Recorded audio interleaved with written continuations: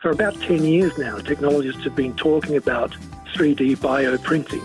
That is the use of 3D printing to print human organs for transplant purposes.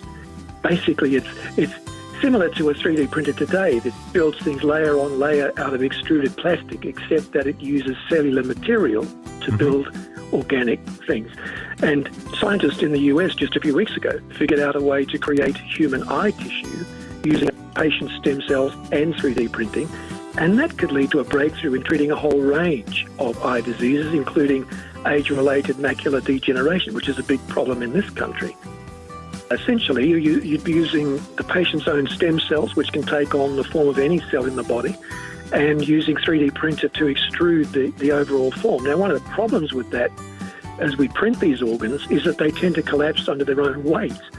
So now technologists are looking at 3D printing organs in space. So Uganda, just a couple of weeks ago, released its first satellite with the help of NASA, and on board is some very sophisticated technology to test this whole idea of 3D printing of human tissue.